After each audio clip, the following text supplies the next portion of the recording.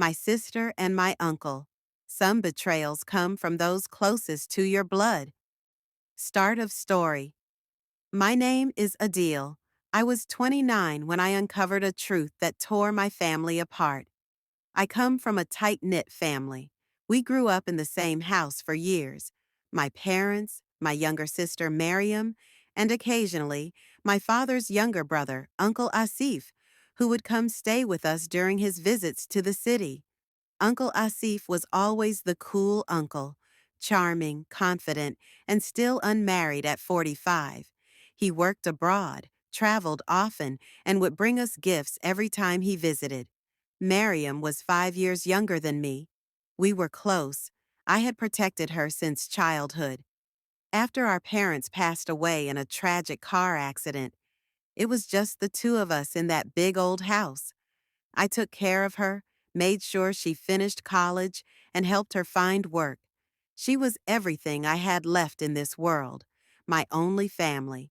I thought I knew her. I thought I knew him. Then came the summer that changed everything. Uncle Asif came to stay with us again. He said he was thinking of retiring, maybe even settling back in our city. I welcomed him without hesitation. Why wouldn't I? He was family. Miriam seemed happy too. At first, I thought it was because she missed having people around. The house had been too quiet for too long. But soon I noticed things, subtle, odd things. They'd talk late into the night in the living room, even after I went to bed. I'd wake up to find them having tea together, whispering and laughing about things I wasn't a part of. Miriam started dressing differently, more carefully, more elegantly, even when she wasn't going out. Her mood shifted. She was quieter around me, distant. At first, I brushed it off, but then I overheard a conversation I was never meant to hear. It was past midnight. I had come downstairs to get a glass of water. Their voices drifted from the backyard. I miss you when you're not around, Miriam whispered. You know I want to be here, always, Asif said. But you have to be patient. I froze. I hate hiding, she said. It's killing me. I know, Miriam. I do too. Then silence, a silence heavy with meaning. I couldn't move. I couldn't breathe. Was I misunderstanding this? The next day, I watched them like a hawk, and I started noticing how she looked at him, like a woman in love, not a niece. He'd touch her hand when no one was looking. She'd lean on him like she belonged there. The truth became harder to deny. So I confronted Miriam. We were in the kitchen. She was making tea. Miriam, I said, trying to keep my voice calm, what's going on between you and Uncle Asif? She froze. The spoon clattered in the sink. What are you talking about? She asked, too quickly. You know what I mean. She looked down. Her lips trembled. You're not children, I said. Don't insult me with lies. She leaned against the counter and covered her face with her hands. It just happened, she whispered. I stared at her, stunned. You're in love with him? She nodded slowly. How long? I asked. Almost a year, she said. It started when he visited last spring. I felt my stomach twist. You're his niece, Miriam. Do you understand how wrong this is? She looked up, eyes wide with tears. We didn't plan it. We tried to fight it.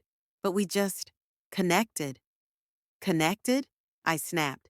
He's old enough to be your father. But he listens to me, she said.